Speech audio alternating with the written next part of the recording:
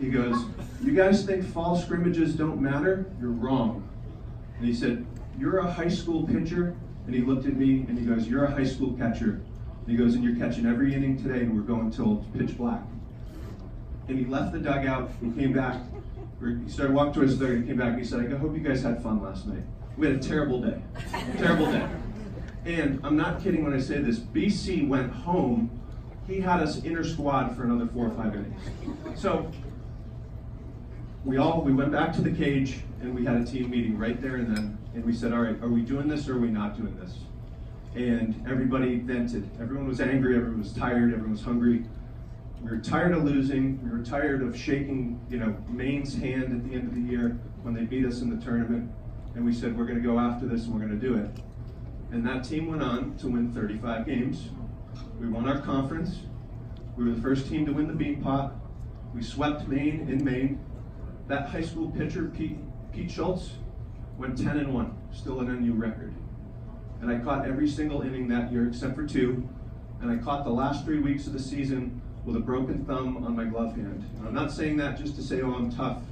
It was because there was no way you were getting us off that field. And we pulled it out. And what was really exciting about that was nobody expected anything, and we turned the program around in 1 year. We kind of kicked the door open. And since then, there's been other teams that have come through the door. And you guys, it's up to you now to kick the door open and stick a wedge under it, because you guys can do it. This is a real program now. Look around, look at the support you have. So we go down to Tennessee. In the week leading up to it, I was roommates with Mike. I said, "Mike, we're going to shock these guys. We're going to beat this team. They don't see us coming. Nobody saw us coming." And he said, "Brun, look, it's been a good run. It's a different animal, trust me. We're going to get rolled." "What are you talking about?" He's firing me up. And I said, "We can beat him." He said, "Come on, Mike." He's like, "It's different. Just trust me." The night before the game, we were roommates. We used to actually share rooms and share beds, head to toe. Head to toe. He flips the light on, and he said, "I was just messing with you." And I got this immediate adrenaline rush. And we played Tennessee, and we gave them a run for their money. Now, we lost that game, but there was something really interesting that happened in that game. So, Tennessee was notorious for heckling, okay? Hecklers, that was their thing. They had bugles and muskets and coonskin hats, and they're probably drinking moonshine, and they're all over us the whole game. And my first at bat, I get to the plate, and I hear something, and they're chanting. It's da-na-na-na, da-na-na-na. And I faintly make it out, and they're saying, "Baby brother, baby brother." And I'm thinking to myself, how do they know my older sister Karen's here? And then I look, and Mike's on deck. Okay, and I'm like, okay, it's him. Yeah, they're doing it for him. And I pop out, and I make it out, I go back to the dugout, and it just starts building and building and building, and Mike gets up to the plate, steps in the batter's box. Let's just this thing build up. 2 pitches later, he hits 470-foot missile into the night. And you were talking about someone taking a time around the base. You Cadillac that home run. I will tell you, he took his sweet time, and to the credit of the Tennessee crowd, they loved it. They just loved it. They loved it. They're like, "Okay, you got us." And they were good sports about it, and they're kind of cheering, and they don't know what to do. And it's interesting. The guy that hit that home run, Mike hit the home run off the pitcher. That pitcher won the Cy Young in 2012. It was R.A. Dickey. And their first baseman hit 369 home runs in the major leagues. They had a good team. We lost 9-6. Now, there's a little asterisk next to the story. And I don't know if everyone knows this story. And I told someone yesterday, and they actually got really upset about it. I was down playing in the minors my first year, shagging fly balls in the outfield. And I struck up a conversation with the person, where'd you grow up, where'd you go to school? And I said, "I went to Northeastern." He said, "Oh, I went to Tennessee." He goes, "You guys had a great team." He said, "I'm going to tell you something you're not going to like.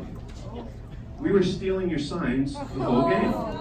Okay? And I felt my chest, just that gasp.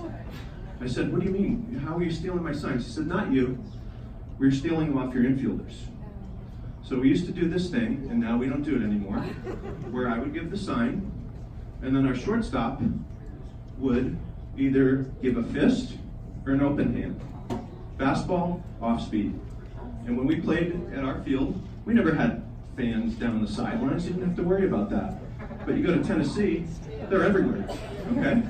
And what they were doing was they had somebody's uncle giving a verbal to the third base, verbal to the batter, okay? I give my sign. Kevin goes like this. It's fastball.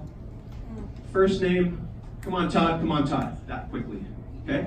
Or come on, Helton, come on, Helton. That's all it was. We were this close, guys, to beating those guys. And I tell you that because you're going to play some of these teams and some of the younger guys, it's going to be intimidating. You can beat those teams. You can absolutely beat those teams. You can beat Alabama. You can absolutely beat UNC Wilmington. You can beat Elon. You can do it, guys. And don't get intimidated. Those teams are no different. We were this close probably to winning a regional. And now you guys, it's on you. How are you going to move the program forward? Maybe it's beating Alabama, maybe it's not. Maybe you're the first team that beats the Red Sox. Maybe you win a regional.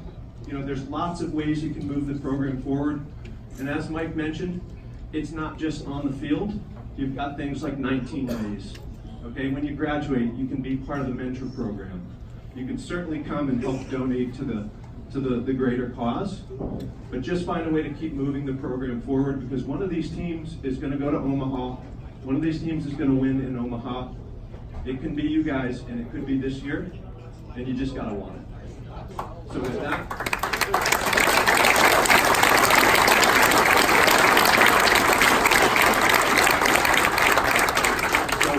I was really fortunate to have the opportunity to play here.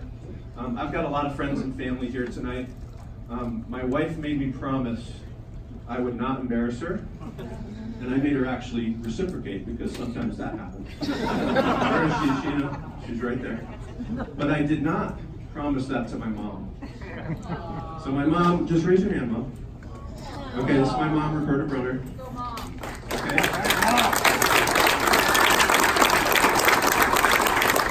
I'm going to get a little personal here because I think it's important, and everybody here, all you players, have someone you should go thank. I'm going to thank my mom. So when I was about 5 years old, my mom grabbed me and my two sisters, middle of the night, packed up the house, got us out of a bad situation. Moved in with my grandparents. Okay, she had no money, no job. She started going to school nights. She got a job. She went to school for 10 years at night. She never missed a game. I always had new cleats. She was here on this park when we won the bean pot. She was at Friedman Diamond when we hoisted the trophy on our home turf. She drove to Tennessee. She's a huge Huskies fan, and I owe everything to her. So Mom, I love you. Thank you.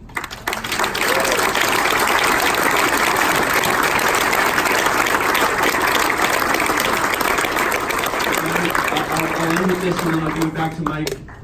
Take advantage of it. It's going to go quick. One of you guys is going to be up here 26 years from now saying, I can't believe how quickly that went. But I'll tell you, you're going to remember it for the rest of your life. You've got a great opportunity.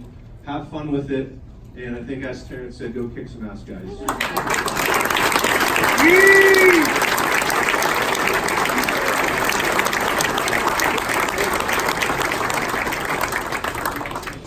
Thank you, Mike. And like I said, most of that was true. So that's good. Let's finish with the final and the VIPs in this room, the guys that are over here in the polos, the guys that are, as I mentioned earlier, about to wear our uniform for the 100th season.